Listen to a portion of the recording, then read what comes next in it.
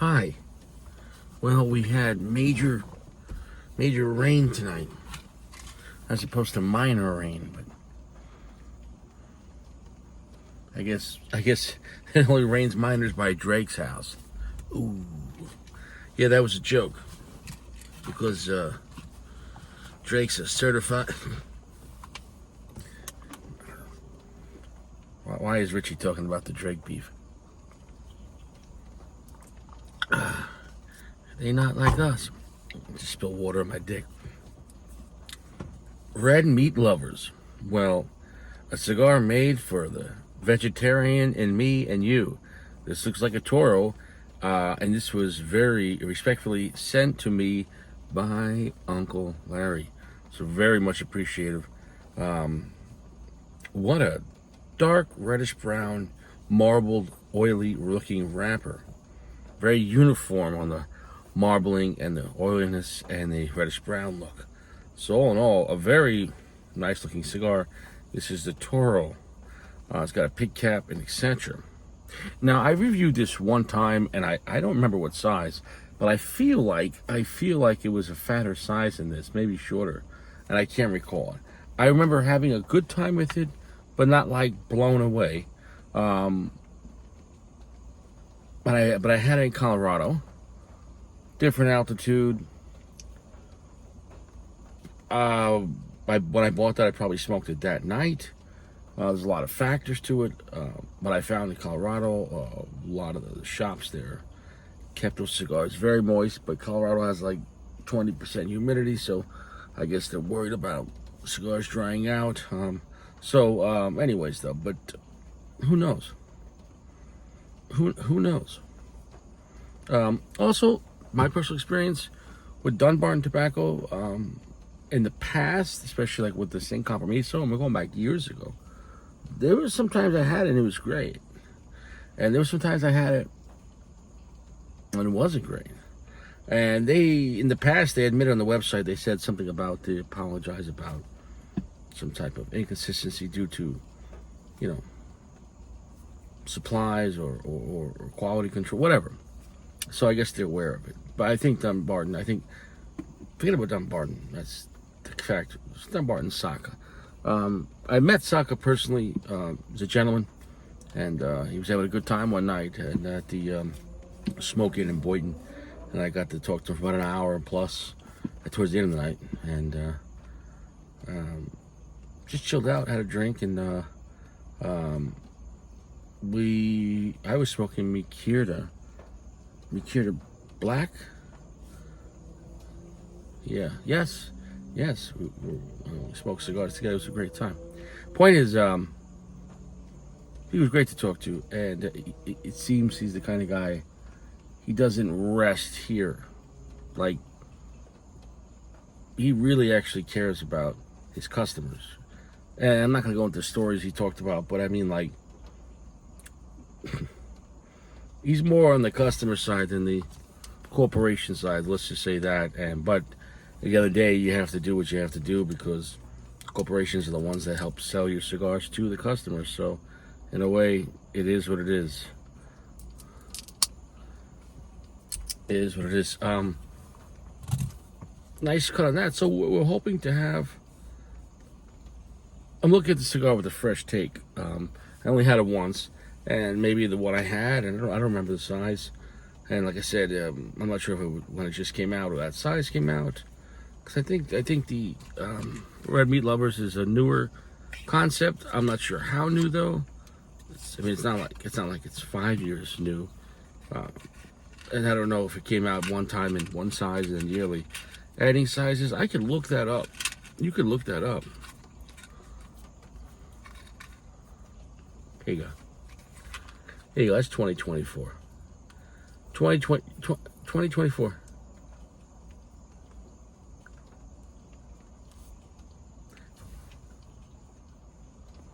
See, this is how the world ends. It's not, well, the nuclear war that's going to happen, that's not why it ended. It's because we can't even make a fucking match anymore. So it needs to end. You can't even make a match, right? Reset. Here's what it is. Here's what it is. It is what it is. Sodom and Gomorrah, baby. On the flat plane. Or if you believe it's a globe, hey, sure. I'm not going to argue with you a lot. It's your right to believe you what you want to believe. And I defend that. But I was just out on the ocean on a boat. And all I saw was horizontal lines. I don't know about that.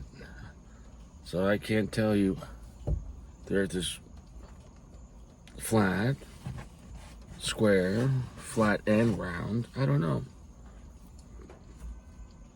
But all I saw was this.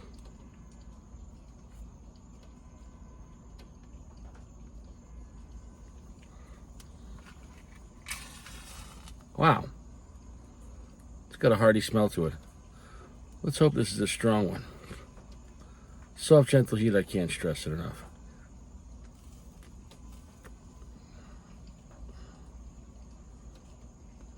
We got Nicaraguan tobacco and American tobacco on the filler. We got Connecticut broadleaf on the wrapper. And that's a unique Connecticut broadleaf. I wonder what he's doing. Is he doing stalk cut? And then it's got Mexican San Andreas binder, so it's got some big time lino.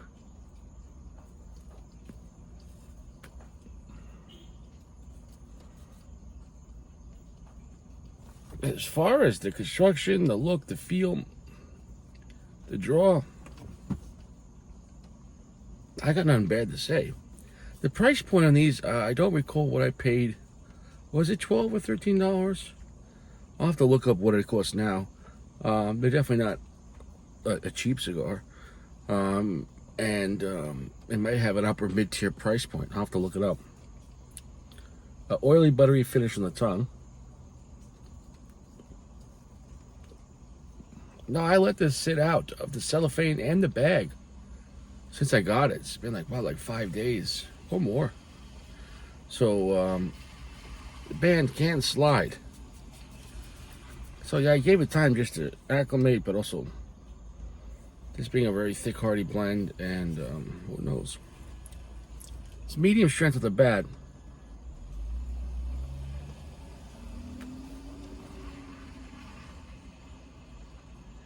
Maybe about a medium plus now. It's almost a medium plus, so we'll say that. It's got a long, heavy finish off the bat. That's impressive. But it's not a scary cigar. Buttery, oily, slight pepper on the finish. I'm going to give it time for the cigar to build up. I think my connection with the cigar, my issue with the cigar was more of the connection. It's a good quality cigar. The construction's great. The feel and look and everything's nice. And Steve Saka does a great job. It doesn't feel like a Connecticut broadleaf. And it doesn't feel like a Mexican San Andreas Maduro. Therefore, what the hell does it feel like? I don't know. You know what I'm saying? No, I'm not against cigars being unique.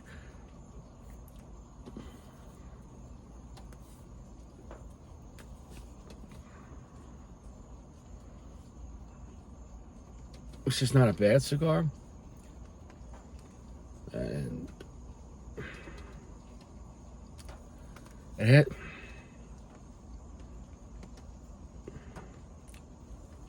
let me give it time. This is kind of a hard cigar, really, to describe. It's more of like a vibe than the flavor. Because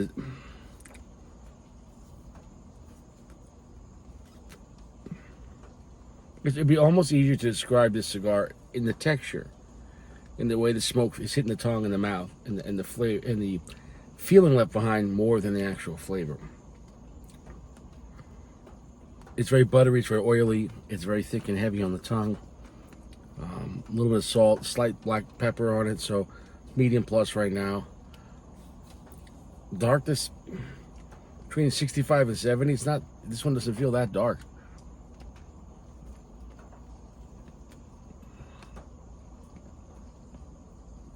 Okay, pick it up a little bit. Kind of smoke, not toasty like toasted, like cedar or graham cracker. It's more of a charred wood, smoky. So I'm gonna give it time. Let me give it a little time. I'm gonna give it a little time. Look, if you're looking for a classical Connecticut broadleaf, and even though it has mixed San Andreas binder, or if you like those kind of cigars, it's not that kind of blend. It's really not. It's not a Liga Number 9. It is not. No. No.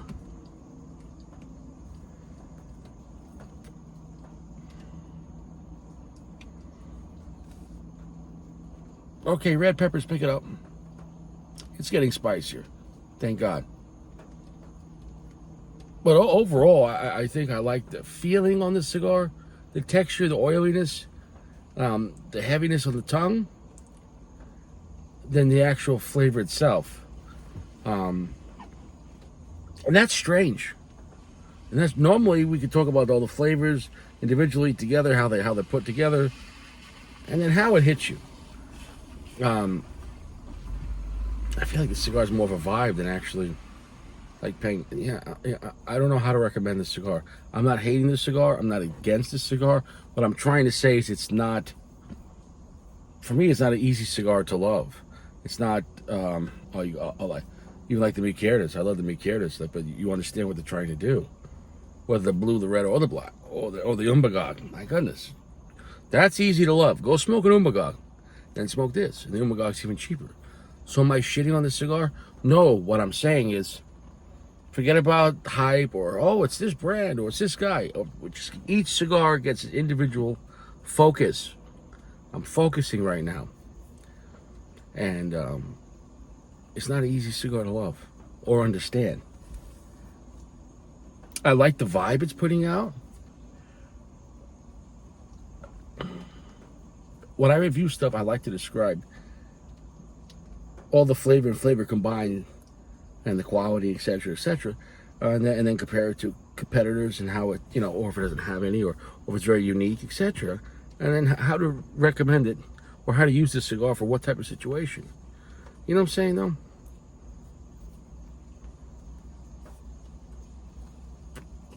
The structure is very good. Draw is very good. Burn is very good. Heavy smoke output. There's a good amount of black and red pepper spice, but it really feels like a good amount of black and red pepper spice with a long, heavy finish, and that's very buttery and oily. So I guess this calling the Red Meat Lover cigar, if you just had a big steak or a gigantic piece of whatever meat, if you're a cannibal, don't do that, then this maybe would complement that afterwards, because this is very oily, buttery, and black and red pepper and salty on the finish. So in a way, maybe I could understand the way they did this cigar. You may not want chocolate or vanilla or tons of coffee, or you know what I'm saying, though, and that kind of a super rich dark earth right after you had just fucking a ribeye. So in a way, this feels more like a bunch of adjectives than a bunch of nouns. Or like one noun, like chocolate. It's like, it's oily, though, It's kind of spicy, though, But you see what I'm saying, though?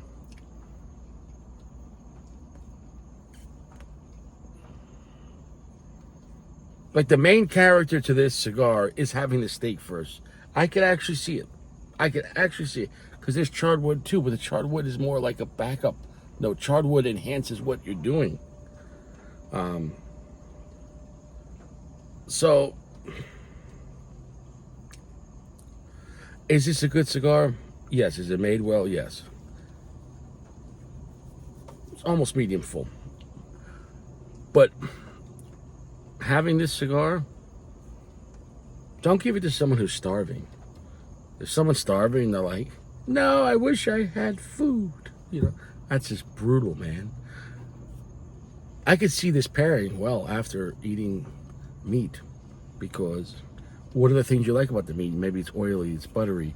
Especially if you have a steak at a restaurant, you gotta cook it in butter, and then black pepper and spices and everything, and a little charred wood on this, and so charring on the steak if it's seared. I get that. So First time around, I don't think I really saw that in the cigar or thought of it that way. But every cigar review, I'm always improving, meaning I look at things from so many different angles. You don't just cut it. You don't just create some type of fire and go, well, yeah, it's good. It's not good.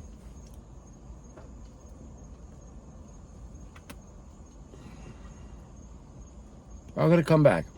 Look, have this cigar while you're eating steak, in between puffs. Cut your meat up. I think it really would go well with that. But as a standalone cigar, no, I wouldn't recommend it for that. I wouldn't recommend this just for hanging out, bullshitting with the guys playing cards. But if you're gonna sit at the table while you're eating or after you're eating steak, fucking tremendous steak, and smoke this, I can honestly see it. So I think he's pretty smart making a blend. The thing is that when you make something specific, like, you know what I'm saying though? Like specific? Like sunscreen's a specific item. You use it for the sunscreen. Right? But cologne you can wear any time of day. Right? Cologne is like a general purpose. Sunscreen is very specific. You're worried about, getting burned. But so my point is, this cigar is not a general cigar. This cigar is not, well, hey, like a Padron 26. Do you like 3/4 strength Nicaraguan cigars with possibly a Mexican San Andreas wrapper? Fitting that classic chocolate, earth, black pepper, coffee notes. Robust, spicy. You like that? Long, heavy finish? No. This cigar would complement meat, and I get that. But without eating that kind of food and then immediately smoking this, I wouldn't recommend just smoking this cigar. That's my opinion. Because it's very heavy on the cigar as far as giving you like the things you like about steak. Besides actually eating, but you like the texture, you like the char, you like the saltiness, you like the pepper. You know what I'm saying though? You like the spices, you like the oily, the butteriness, the way it's cooked. It's giving you those factors, so it would complement after eating the steak. But if you didn't just eat steak, if you just went for a jog and you have this, you're like, nah, I just want to eat steak. But so does that make any sense? So it's a great idea of a cigar to complement.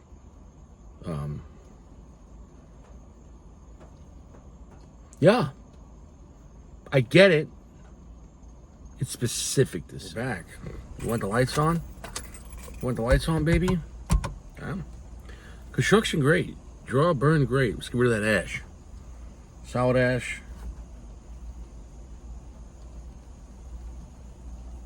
Okay. I must admit too, the wrapper in the mouth feels quite leathery, like a very thick type wrapper. So, cigar is a good cigar.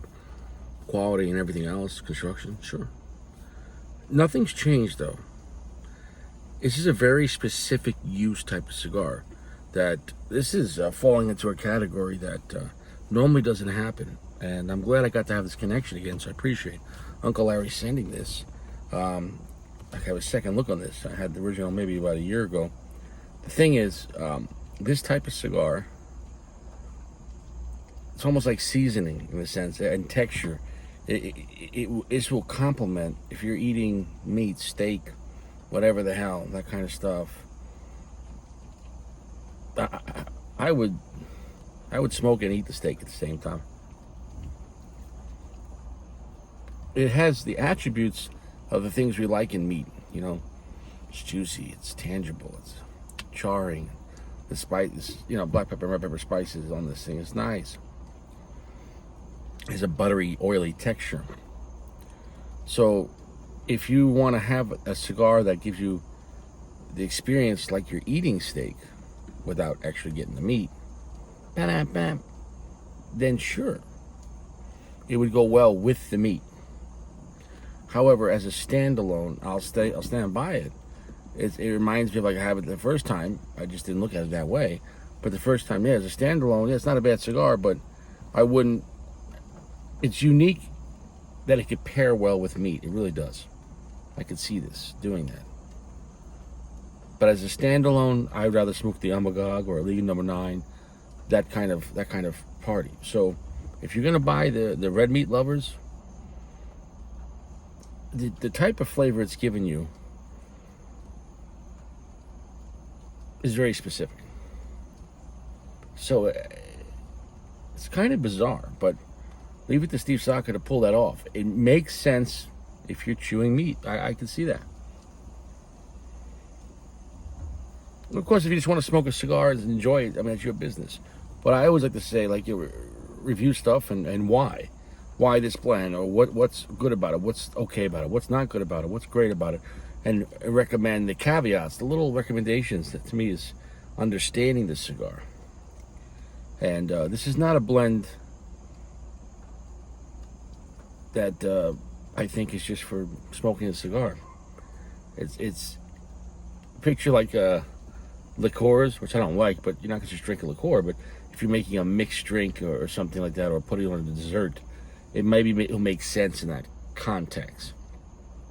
So standalone, this cigar, I don't get this. I wouldn't see a reason to smoke this type of blend alone.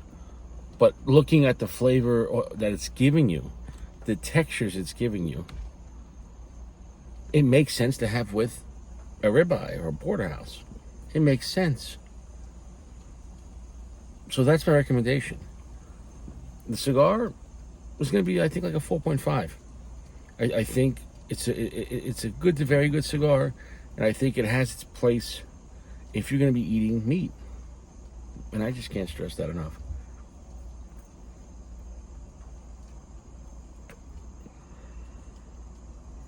The charred wood, the buttery oiliness, and the black pepper spices, this would go well with it. And the lack of sweetness on the cigar, because there's nothing sweet about the cigar. But that makes sense if you're eating your meat. This is not dessert. This is not with your coffee. This is a dinner time cigar. Hats off. I think we're done here. There's no other way to describe this cigar. I'm not going to come back in the last third. If you want a cigar that would really go well with meat eating, like literally while eating meat, come on, you never been to barbecue and you got your hamburger and hot dog here and you're smoking a cigar, chilling out? I've done that plenty of times. This would go perfect with that. This would go perfect with it. Or literally right after eating, but this, if you were eating steak and smoking this at a party, it would complement each other well. The cigar wouldn't get in the way. It wouldn't conflict with charred, roasted, grilled, barbecued steaks. I get it. Shit. What's next for Steve Saka? Could he make like a breakfast cigar that goes with like a California burrito? Like a bacon, egg, and cheese? I mean, if he could do this, he could do that. That would be unique. He's on another level, Saka. He's making cigars that it's not just about, a certain profile. It's about a certain protein. It is what it is. That's the cigar, 4.5. It's enjoyable if you're having steak, absolutely.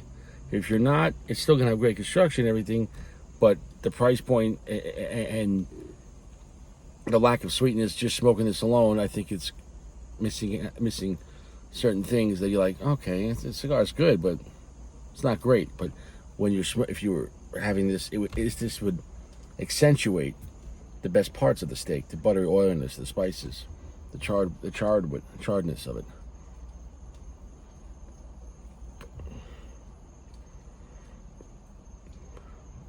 It's a steak cigar.